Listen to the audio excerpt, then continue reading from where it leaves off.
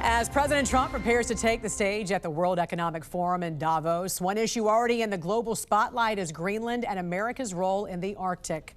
The White House threatening tariffs on European countries opposing U.S. control of Greenland, which Trump has said is crucial for global security and survival. Joining us this morning to discuss is retired Lieutenant Colonel Robert McGinnis, a national security expert and former Pentagon strategist. Good morning to you, Lieutenant Colonel. Great to have you on with us this morning. Good morning, Jan. All right, let's start with the big picture. In plain terms, why does Greenland matter so much to U.S. security right now?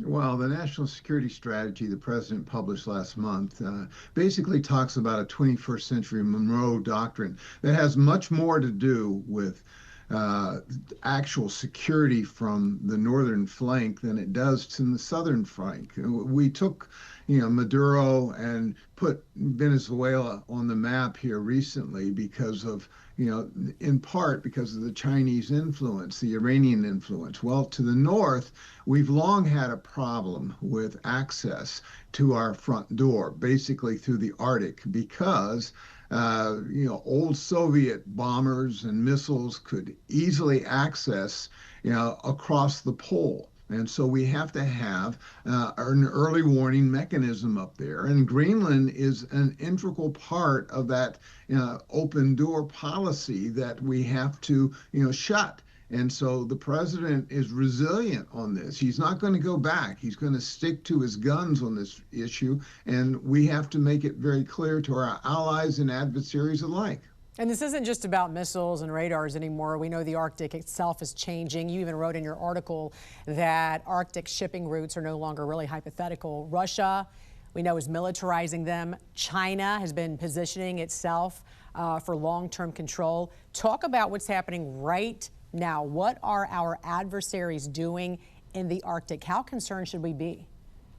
Well, I spent many years in the Arctic, especially facing the Cold War, Russians, the Soviet Union, and they had massive bases. Well, they've reconstructed those bases, air bases and the like. The Chinese, interestingly, which is not an Arctic nation, has started to put together ports and infrastructure. They've even mapped the floor of the Arctic region. So the Chinese are very insistent upon having access and using that, in a very large geographic area along with the Russians. And so there will be a vacuum created if we allow that to be occupied by the Russians and the Chinese. We have to, really answer that in part, not just from Alaska, but also from Greenland and northern Canada. Otherwise, we're incredibly vulnerable. And another part of this, speaking of China, that often gets overlooked is the critical rare earth minerals that Greenland has right now, currently dominated, we know, by China. So how big of a vulnerability is that, and how does Greenland factor into reducing that dependence? Well, your iPhone, sophisticated weapons, all this high-tech stuff we put in outer space depends upon, to a large degree, on rare earth minerals. And, the Chinese dominate the world's market. They not only mine it, but they process it and they sell it to us. And so to have access, much like Eastern Ukraine, to rare earth minerals, we need Greenland. Greenland has not only rare earth, but also uranium, which of course we're becoming more dependent upon for nuclear reactors.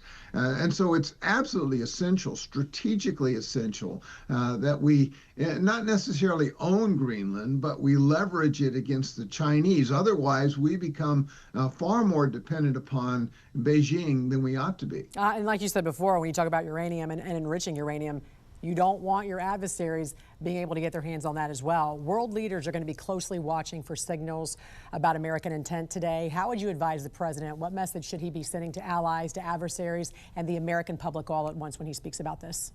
Well, when he talks about this is about security and access, we need to cooperate with our allies. And at the same time, the president needs to tell the Chinese and the Russians that we're not going to give you a back door to North America. You're going to pay a heavy price if you insist upon that. And then to the American public. This is not another war in Afghanistan or Iraq. It's about having early warning to very serious threats across our polar regions to the north. And so I would hope that agreement and not just pressure would come out of the World Economic Forum this morning. Retired Lieutenant Colonel Robert McGinnis, always a pleasure to have you. Thank you for your time and for your insight with us this morning.